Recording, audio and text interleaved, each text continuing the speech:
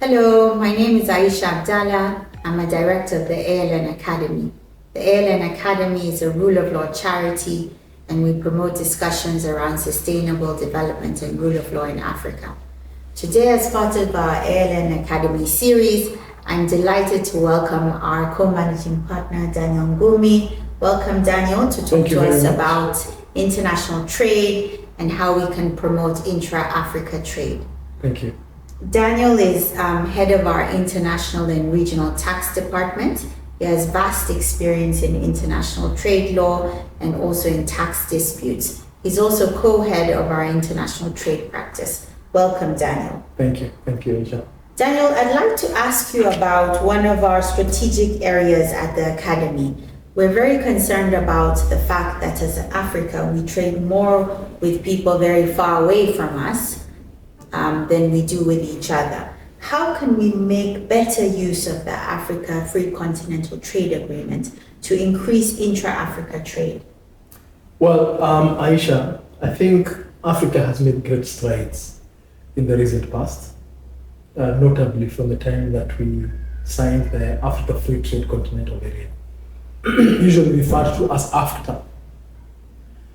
And AfCFTA, having been set up, on 1st of January 2021, a number of countries began participating in what was called a pilot project.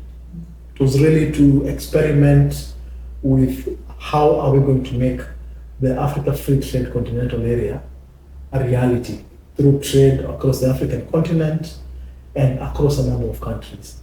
So the initial countries that were involved in the project were about 8 of them, and the key areas of cooperation were going to be targeted at trade facilitation, trade policy, trade finance, trade information, a number of issues to do with trade infrastructure, productive capacity, and factor market integration. The entire idea and the entire thinking around it was really to see whether countries within Africa can increase the trade amongst them. We do know that, for example, presently only 16 to 18% of trade is undertaken as between member countries, as contrasted to, for example, trade between African countries and the rest of the world, which is much higher. So the entire aim and the basis for the African Free Trade Continental Area is to effectively lift the African continent out of poverty through intra-African trade, and there are a number of focus areas. So one of the focus areas is small, medium enterprises, and how small and medium enterprises can actually grow and can become the pivot through which trade is undertaken in Africa. Another key focus area is women and children and how they can be involved in the process of launching trade on the African countries. Youth, sorry. Youth, okay.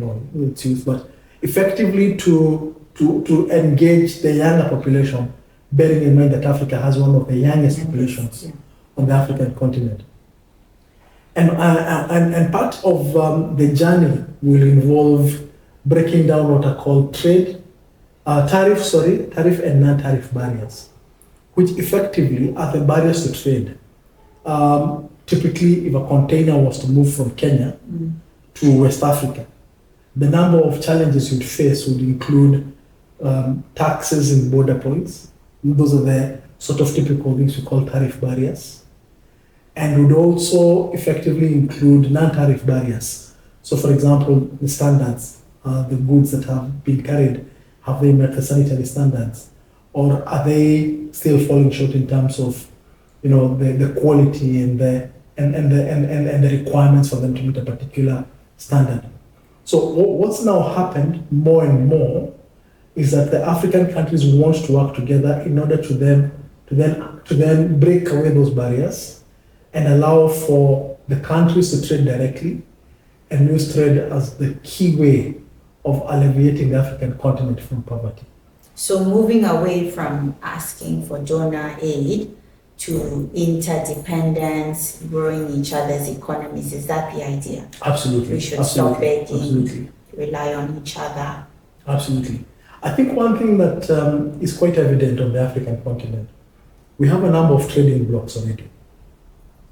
So, for example, here in Kenya, we are members of the East African Community. We are also members of COMESA, which is a bloc that begins from Egypt, goes down towards Southern Africa, excluding South Africa. In South Africa, they have SADC, the South African Development Corporation, and in West Africa, they have ECOWAS as a bloc. But the most interesting thing is that there has never been trade between East and the West African coast has been minuscule over the course of the years. So we are better off, or often we find that people would rather buy Ankara clothes which have been built and generated in Ghana than rather be bought in Europe than be bought directly through traders between Kenya and Ghana. Another example is Ghanaian cocoa and Ghanaian chocolates, chocolates made from Ghanaian cocoa. Those will be bought out of Europe rather than necessarily between a direct trade between Kenya and Ghana. So the entire thinking around it is, why do we need a third-party country to be an intermediary for purposes of the trade relationship when we can trade directly as between each other? And therefore raise a trade, as I had mentioned at the beginning, from that 18 or so percent as between African countries and raise it significantly. And in the process also remove the middlemen, which would tend to be the international or third-party countries that tend to be the third party in this sort of trade relationship. Right. So you've mentioned the regional blocs, and I'm just wondering, will they continue to be highly relevant in the context of the Africa Free Trade Agreement, or do you think they will decline in importance? If we're talking about trading directly between, say, Kenya and Ghana, do we need these blocs? You could argue that the regional blocs were fundamental in getting us to where we are today. Because were it not for the fact that the East African community demonstrated value to the members of the East African community, the countries within the East African community would have been less willing to consider a bigger and wider bloc for participation. Before AfCFTA, there was some idea around a tripartite arrangement. And the tripartite arrangement was really between SADC, East African Community, and COMESA, where as an experiment, they were going to sign a tripartite arrangement which would allow the same treatment that is offered within the regional bloc. So make a much bigger bloc. To be extended to be a much bigger bloc. And so the thinking always was, at that point in time, that the regional blocs would continue existing in some form of shape, but would effectively cooperate with other blocs within the area in the region. The difference now that has arisen is that with one African continental trading area, it effectively seeks to effectively substitute the regional blocs that currently exist. I do think it will be easier said than done, because, for example, some of the blocs are looking for deeper integration amongst themselves, where they want to move from simply cross-border trade in goods and services to actually the creation of one single political federation, which would have a political federation where they vote as one, and also where they create a single currency unit. Yeah. So that is really the political ambitions of East Africa, that one day we will have one political federation and one currency. And maybe, I think I read about, is it one central bank for the community? One central bank will manage the currency. Which will manage the currency. All these are obviously aspirational, because I don't think we are anywhere near reaching those levels. But that demonstrates that the relevance of the regional blocs will continue well beyond AfCFTA. And maybe they might lead the way, because some of these initiatives, maybe you're right, they need to be piloted in a smaller area before we can talk about Africa-wide, isn't it? I agree. I think also the other thing that makes it, that's likely to also continue to be quite challenging is, for example, free movement of services. So free movement of services means that if I am a Kenyan national with a Kenyan passport, I should effectively be in a position to work anywhere within the East African community without needing to get a work permit in each of those jurisdictions. To some extent, you can see that that could hypothetically be possible within the East African community. It is potentially much more difficult to try and do that on an Africa-wide basis. So I'd love a situation where today I could wake up and work in Morocco with no requirement for a work permit. But I do think that that is going to be one of the harder things to implement through AfCFTA, because on an African perspective, the levels of development are very different. And therefore, some of the more developed countries will want to be particularly careful as to whom they allow into their country without walking through a longer journey when it comes to work permits and approvals and the likes. So I think it's all a journey. We are walking towards a particular destination. I think it's a very exciting time for the African continent. If you look at the promise that we have of regional trade and what it could potentially do to the African continent as a whole, it is highly, highly, highly promising.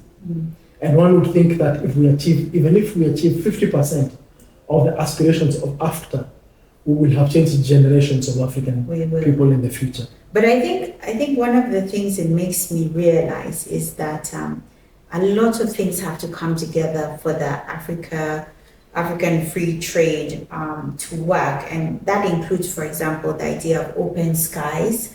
Because when you were talking about the fact that you would have to go to Europe to buy an Ankara cloth, it occurred to me it's the lack of a lot of direct flights between East and West Africa. That is a huge problem. It's not necessarily legislation required, but it is some more commercial trade routes. Absolutely. I think it's the whole thing about investment in Africa. What I mean by that is it's easier and cheaper for a container to sail from China, arrive at the port of Mombasa, than it is for a container to move from the port of Mombasa to Lagos. Yet it's a much shorter journey. It's a much shorter journey. But because significant investment has been put into sea trade and has been put into the whole ability of countries shipping containers from one country to another, but not as much effort has been put in physical infrastructure on the African continent. It makes it very, very difficult. So to give you an example, one of the Kenyan companies that was involved in the pilot project for AfCFTA was driving a container of Kenyan tea from Kenya across to overland all the way till Ghana. It took 6 months. 6 months for the container to leave Kenya, go overland through all those borders, through in places where I don't think that there is existent road. I was going to say that enables for ease of use of road from Nairobi to, say, for example, Accra. So it required a lot of effort. It required a very, very lengthy and slow journey. And it demonstrates that without investment being put into infrastructure, this will also continue to be a bit of a pipe dream, unfortunately. I think one of the things that's going to continue to incentivize us, although it's hard, like you said, is the fact that because we are not trading as much with each other, we are buffeted by global politics. So, for example, in Kenya, we have an issue of a shortage of wheat, for example, from the Russia-Ukraine war. So I think those are the factors that will force us, even though it is difficult, to rely less on other people. Because I think we've seen the challenges of relying on people so far away from us. Absolutely. I mean, I do think that the leadership in Africa has to make a conscious effort, a deliberate effort, to break down these barriers. Last year, or was it, in the tenure of the former President Uhuru Kenyatta, he took the very bold step of saying that he will not require paid for visas from any African jurisdiction. In practice, I think we managed to do most of that. We haven't been fully able to actually give visa-free entries for all the citizens of the African countries. but it is a step in the right It is direction. aspirational. Yeah. It's a step in the right direction. I think that if countries are deliberate, and if they say that they will incentivize by, first of all, breaking down the tariff and non-tariff barriers, they're going to facilitate trade between African countries.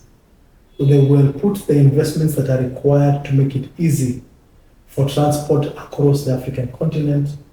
You refer to the open skies policy as one of the things that needs to be thought through more carefully, which will allow for goods to be freely transported across the African continent. And we potentially could change significantly how we trade with each other and the opportunities that arise between countries. It remains the case that unless there are active steps that are going to be taken to make this happen, we will remain more of a talk shop than being able to actually bring this into reality. So it will require quite a concerted effort on the part of African governments to say to themselves and to their businesses that look at the potential that exists on the African continent for trade and allow for, and in fact invest actively to facilitate for that to happen. I think we can be encouraged by the fact that a lot has been done since 2021, which is when I think this was starting, and the uptick has been very high.